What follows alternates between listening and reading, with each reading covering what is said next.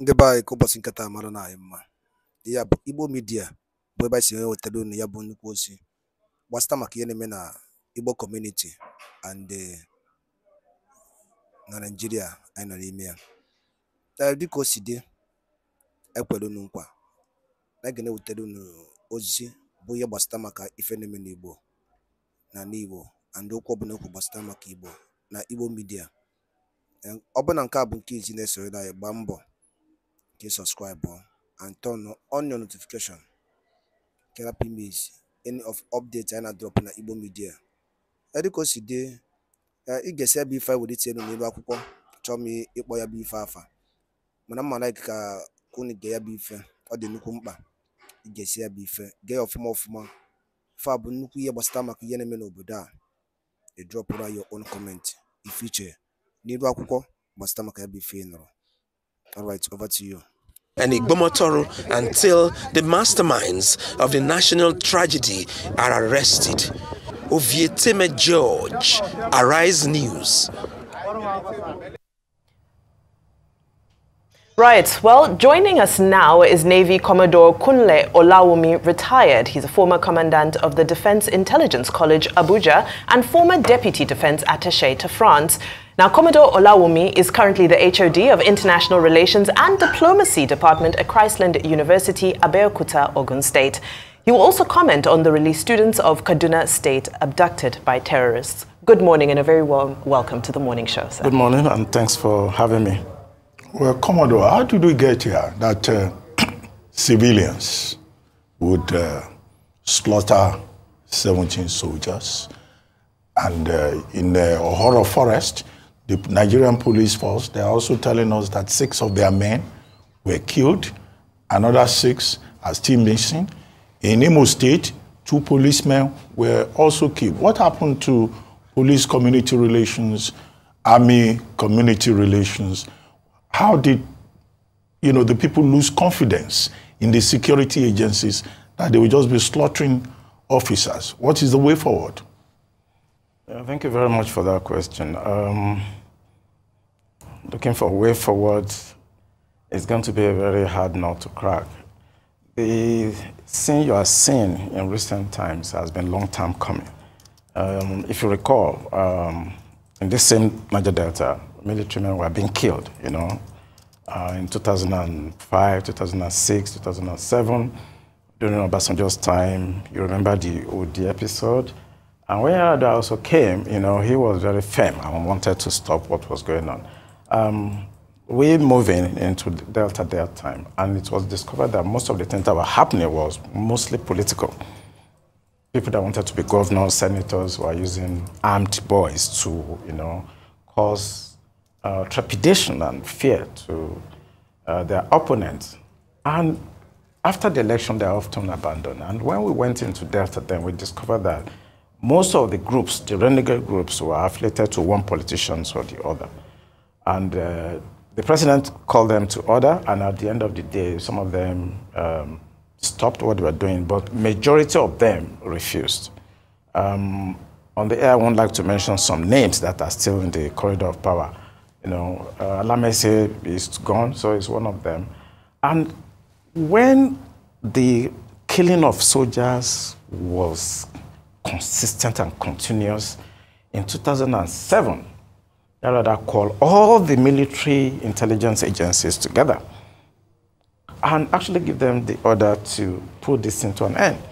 So he called the DIA, the NIA, the DSS, Inspector General of Police, the Chief of Staff to him then. And this thing was stopped within 1 year of his giving us that order. It's very disheartening for me in particular that this is happening again because the amount of money the federal government spent then, the amount of men and materials that we lost, to put this to the point of this amnesty program that you're all talking about today, is very, very, very painful to see that all those efforts, during Yar'Adua's time has come to naught. The politicians have started again. Whatever you are seeing in Delta, I have the DNA structure of Delta in my hand. Whatever you see going on now is political. What they're trying to do is to warm up for 2007. And at the end of the day, they're going to make the federal government to fight on two fronts. If you open the flank in Niger Delta now with what we're having in the north, the central government is going to collapse, basically. That's a dire picture that you've painted. Now, take us through, because you were part of this process, and as you're describing, the use of politics, the weaponizing of politics in this. What were those steps that were taken that you feel were most effective during your time that need to be reintroduced? I think the most important thing is intelligence process, that we did then. We noticed that the kinetic approach, was not working. We were losing men to Tompolo, Sogoma, George, Ateke, Tom, Asarido, Kubo. We were losing men to them all the time. Camp 5 was so difficult to go. And the DSS, that was tasked with that job then, could not perform because they relied just on kinetic efforts. And I remember when they went to the burial of one of the militant leaders, I don't want to start mentioning names now, with a view to arresting him. They went with 80 scouts. They called those guys scouts, to arrest him. When they got there, they met with about 500 fighters, that were protecting this guy. And they basically capitulated, So what we did was to apply soft intelligence, that's electronic intelligence. We use also geospatial intelligence locators to ensure we know where some of the key figures were. And we were able to get them. People like Ateke Tom, Sogoma George, and so on. Even Asarido Kubo, we were invited to Abuja and we spoke to them. And when we also saw that they were also handicapped, because they have leaders and politicians, we went after the top brass among them. And once we took him out from Angola, everything collapsed. So that's what we did. Okay, I'm excited if you know Niger Delta very well and you hear things like Camp 5, your ear pops up, because that's the tributary at which you can get, vessels in, to the ports in Warri then, and that's the hub for most of these guys, they stay at Camp 5, and once they lock up Camp 5, you cannot definitely, come in there. You talked about using geospatial intelligence and all other things like that. So was the amnesty program a suggestion tool that came in, to be able to quell things down? And when those guys were told, okay, get off there, the new economy was created for them, because that period also segued, most of those boys were also boys that segued into the fight from Warri then, Ekurede Shekiri fight and all of that. I don't want to go on, with like the names you had mentioned, but was the amnesty program to soften the deal then as we speak, number one? Number two, you talked about politics. Some other people have said this killing of the army might also be related to resource, and they've talked about the bunkering that is going on around there and the endurance angle to the matter. And the fact that hitherto part of those boys now have been empowered greatly by the state to be able to create a buffer, and there's a rivalry across the groups. Can you also just talk us through the rivalry? And also talk us through the level of complicity, by some of the forces, because at that time too, you guys who had problems of complicity, because as you guys then in the military had struck, a deal and orchestrated a plan, before you knew it, those boys in the creeks too were hearing all the things you were doing. Yeah, that's a multiple barrel question. So sorry, I get excited when I see. Yeah, but I'm very clear about your questions. Let's talk about the amnesty. The amnesty program was something, as I tell people sometimes, that I designed personally, and we just pick it up from East Timor. We saw what they did, and we just basically copy. It's not anything big. But what I've discovered is that it's not being implemented. It's been corrupted completely. That's not what we planned. And the idea of amnesty, even though it came from the Defense Intelligence Agency, but it was guided by Yaradua himself. We had our options, option A, 2, 3, and Yaradua actually didn't want bloodshed. that was why everybody's enjoying what is amnesty, because we have the capacity at a time when they turned to DIA to focus on the issue. We actually got the capacity to take people out, whether in Nigeria or outside Nigeria. When we had the option of taking somebody out in South Africa, Jared actually called us to order that he doesn't want bloodshed. It's better for us to take the people alive and get further intelligence. And actually, the idea of amnesty was reinforced by Jared's option. Otherwise, it was easy for us to just take people out anywhere they are. And the issue of military compliance, of course, it has always been there. I will not defend military on that. Even right now, military gets involved in bunkering activities. So that's not an issue. I mean, every egg, there will be one bad person there. But military has always been complicit. Do you think that also hit up the tension as regards these current incidents with the factionalization and the splinter groups, of the cells? Yeah. As I mentioned, let's say arrogantly, that I have the DNA of Delta. Whatever is going on in Gbematuru and some of this area, I know. One, because I've not left Delta since I left the military. Fortunately, also, I was a senior lecturer of intelligence and security studies in Novena University for 4 years. So I basically trained all these militants, some of them that you are seeing. That's a Kwale. Is in Amai, but the school is actually based in Kwale. So I was there for 4 years, training all of them because they came through amnesty program. So I still have them, I know them, they talk to me. And I know exactly what is going on there now. That's why I try to look at the big picture and say it is more political than economy. I want to risk something by telling you the involvement somehow of Tantita. The federal government, they're always making a mistake of trying to appease the militants or terrorists and so on. The guy that is being looked for right now, they should investigate. He has Tantita protection. Who is that? I don't want to mention his name. So, but Tantita is the one fighting them, and Tantita has been doing a good job. It's very complex. That guy himself was given part of the contract. Tantita project. So he also has the capacity provided by Tantita for him to actually protect. But when something went wrong somewhere and he felt aggrieved, he went there and did some of the things he did. But not alone. But this is not where we should start. These are intelligence. Some people want to back it up and say, is there proof for all of this? You want me to go to that place and take pictures? One major thing that people talk about is failure of intelligence. And you have background, in that area. Every time, even the military says, oh, people should assist them with intelligence. Why is the intelligence always failing? Is it something with the way our security system is designed? Some people have said technology. We need to deploy technology. Is it a new concept that people are just talking about technology, when in other parts of the world we're so advanced? And do you think state police can help solve the problem? Because the state governors say, well, maybe if they control the security in their states through the instrumentality of state police, maybe there will be an improvement. So I go back to my original question about the way forward.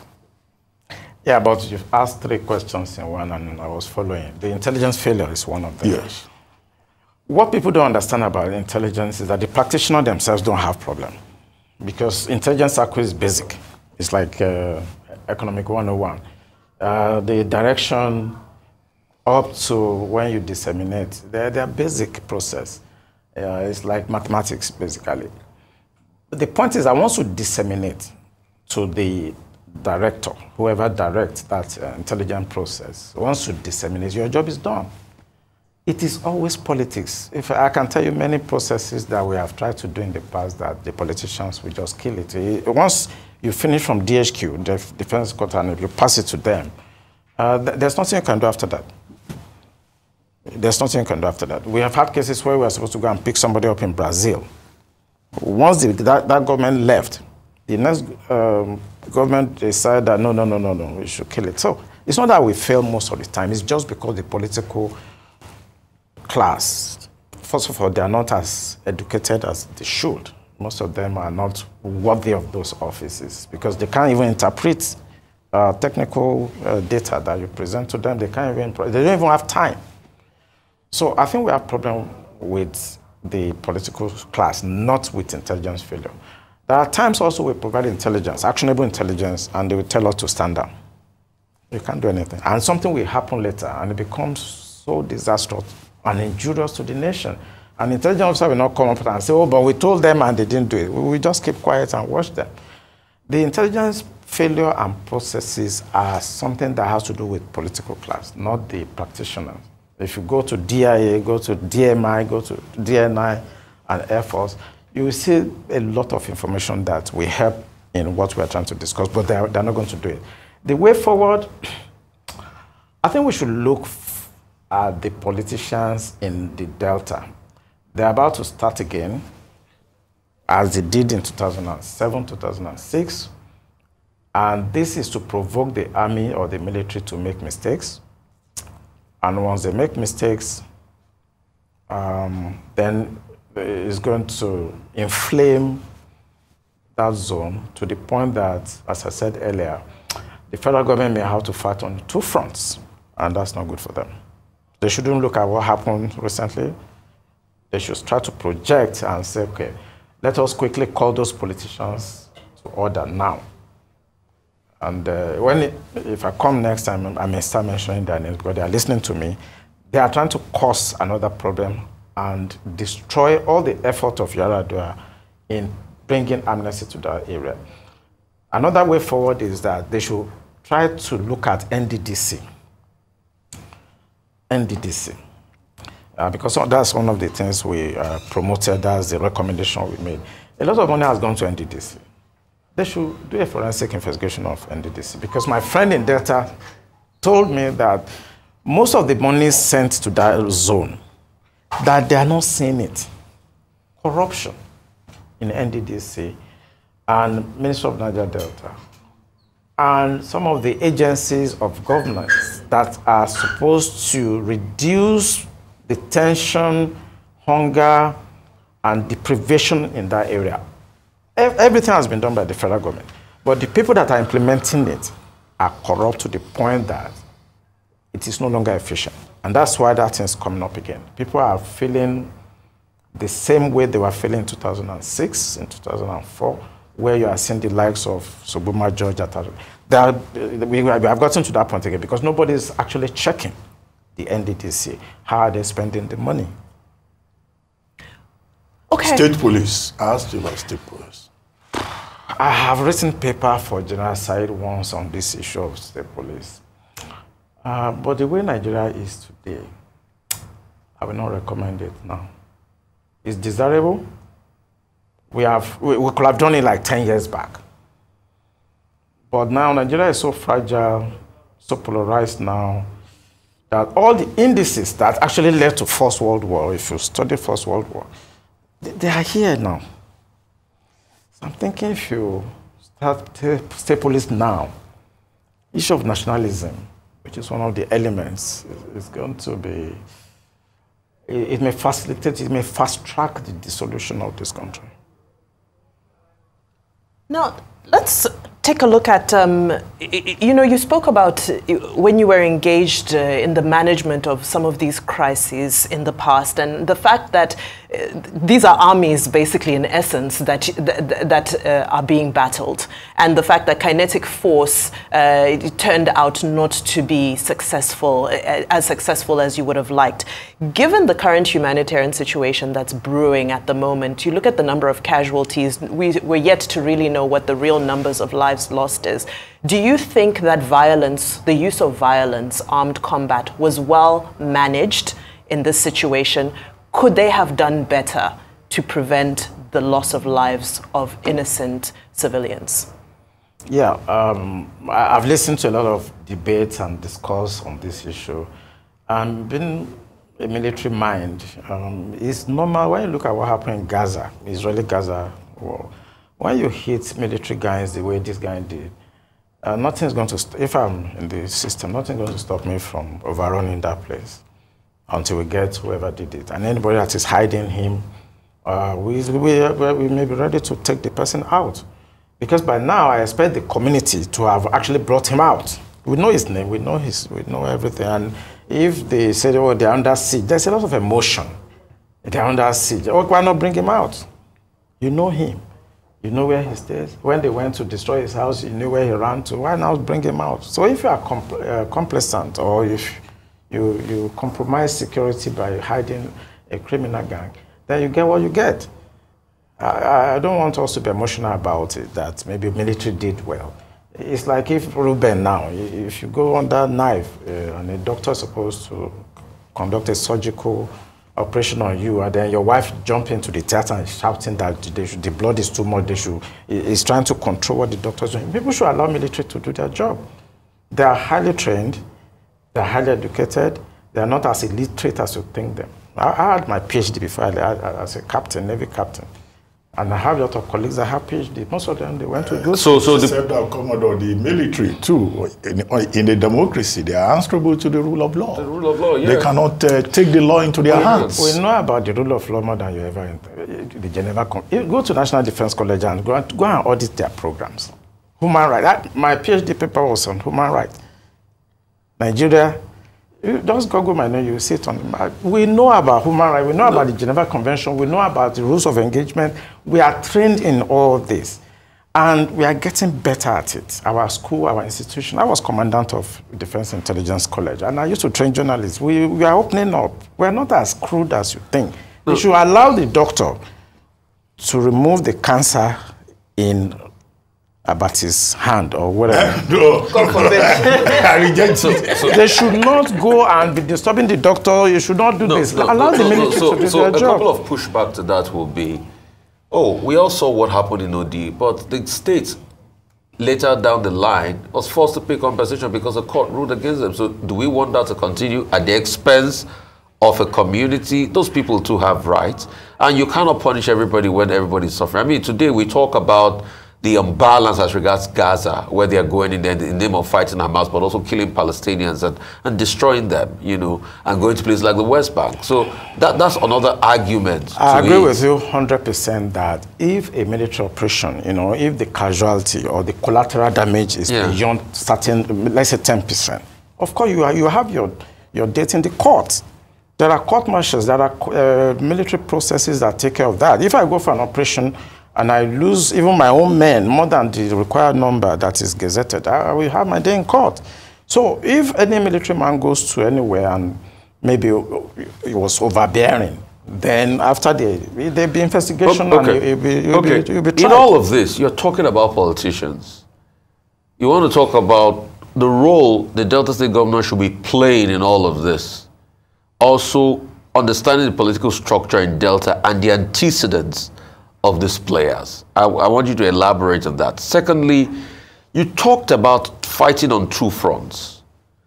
The first sector is the Creek sector here, the South-South. The second sector is the insurgency and banditry that has opened up a new ecosystem. I mean, you just saw a couple of people that are released. What's your take? Do you think ransoms were paid, or you think it was a military action that got there and brought people out? Why is it that we don't hear that the military, after having rescued the people, engage with these people and hurt them or arrest them? Because that's another sector that is opening. And so we're fighting across two fronts in a country where we have less than 300,000 soldiers.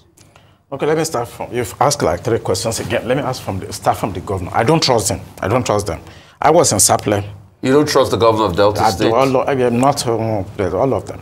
All the governor in the Southeast, even Doediri and all of that? I think the only person I can trust in this country is Zulum of Borno State. I don't want to talk about those governors. They don't even know why they are the chief security officer of a state. They don't even know. What the judge do is to share money and do things, so I don't want to talk about them. You don't trust their competence or their capacity? Let's get it right. Both. They're not competent, and when you're not competent, you don't have capacity.